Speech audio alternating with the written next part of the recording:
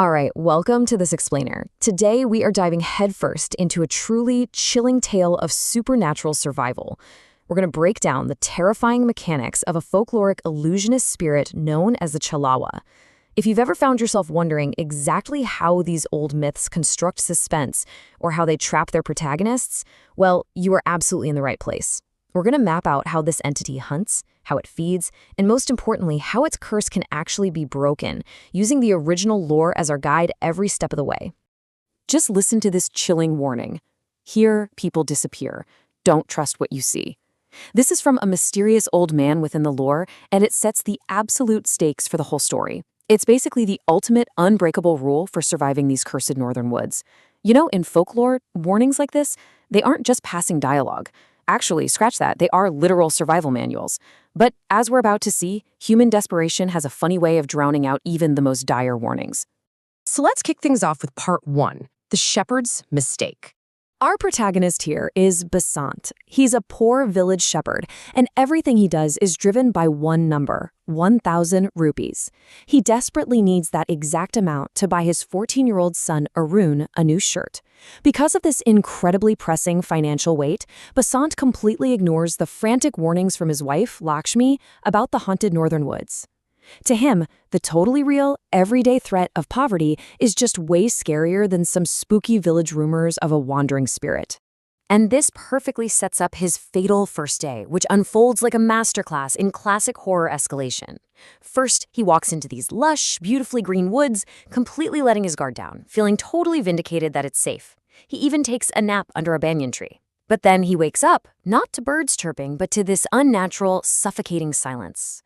The warm afternoon instantly spirals into this eerie dread when he realizes his prized, healthy white goat has completely vanished. I mean, not a single drop of blood, no sound of a struggle, just gone. Which brings us to part 2, Anatomy of an Illusion. Let's look at exactly how this monster hunts. So what are we actually dealing with here? The Chhalawa is a supernatural entity that hunts by manifesting flawless physical illusions. It literally weaponizes your deepest desires and the faces of the people you trust most. Now, the very next day, despite getting a stark warning from that mysterious old man who tells him the forest literally changes shape as the shadows get longer, Basant's desperation drives him right back into the trap to find that 1,000 rupee goat. You see, this entity preys entirely on hope. It's so insidious. At first, Basant gets these comforting visions. He sees his lost white goat, and soon after, his caring wife Lakshmi appears out of nowhere to guide him home. But the terrifying catch? The second he reaches out and physically touches them, they just evaporate into vanishing smoke. It's a completely disorienting, deadly trap. That launches us straight into part 3, the rescue mission. 2 days later, into the dark woods. Basant is helplessly trapped in a looping nightmare, so a rescue team goes in. Enter his young son, Arun, and his brave, wood-smart Uncle Banshi. As they step into the dense, darkening trees, Uncle Banshi lays down 3 strict, non-negotiable rules. 1. Watch the ground and the trees, because getting lost is lethal. 2. Absolutely no noise, so they don't alert the predator. And 3, the hardest one of all, do not trust familiar faces. As they push deeper into the darkness, guess who they run into? That same mysterious old man, except now he's laughing with this horrifying, almost animalistic tone. He gives them a grim reality check, saying, "The forest soil is never full. The path is just a web." He explicitly tells them that the Chhalawa is absolutely going to use their own family's faces, even Basant's, to lure them to their deaths. And the tension just ratchets up from here. They suddenly hear Basant's voice desperately calling out for help. A figure starts approaching them in the gloom, but young Arun notices this one horrifying detail that saves their lives. The approaching figure isn't casting a shadow on the forest floor. 0 shadow. It's such a brilliantly subtle clue from the folklore that instantly shatters the illusion. Now we hit part 4, Face of the Demon. It is time to unmask the monster. They run, but the forest turns into this psychological maze, physically looping them past the exact same tree over and over, literally feeding off their rising panic. Out of nowhere, another figure of Basant stumbles toward them in the dark. This one is moving slower, he looks battered, he looks completely real. Arun is desperate to run to his dad, but Uncle Banshi physically tackles the boy to hold him back.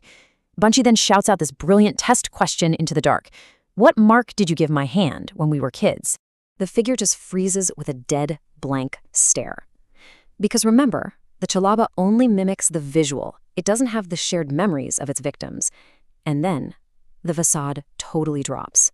With the sickening sound of snapping bones, the illusion violently twists and morphs, revealing its true form.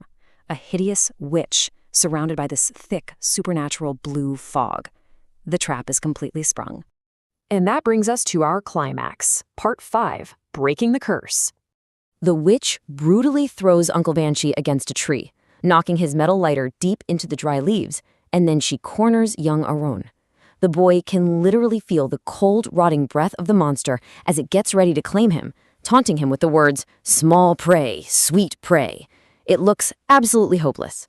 But in a frantic, desperate scramble, Arun's hand brushes against the cold metal of his uncle's lighter, hidden in the dirt. And he remembers a fundamental mythological truth. Creatures forged from dark illusions and shadows absolutely cannot withstand the raw purity of fire. He realizes he has a split second to do 3 things: find it, spark it, and throw it. Arun strikes that lighter. A spark catches, igniting a small blue flame, and he hurls it right at the creature. The reaction is completely explosive. The witch instantly burns to ash, screaming with this horrifying sound that the lore describes as water hitting hot iron. Just brutal. The moment she's destroyed, that suffocating blue fog lifts, and the looping physical maze of the forest shatters. They end up finding the real Basant, weak but alive. He lost his prize goat, for sure, but man, he learned a priceless lesson about respecting the unknown. You know, the mechanics of this folklore are just so fascinating because they show how these entities weaponize our own trust and empathy against us. The Chhalawa doesn't try to overpower you with brute strength right out of the gate. No, it hacks your mind first. So I'll leave you with this chilling thought about the power of illusion and the brutal rules of the unknown. Ask yourself, if you were tested by the Chhalawa, if you heard a familiar voice calling your name in a dark, silent forest, would you trust your eyes?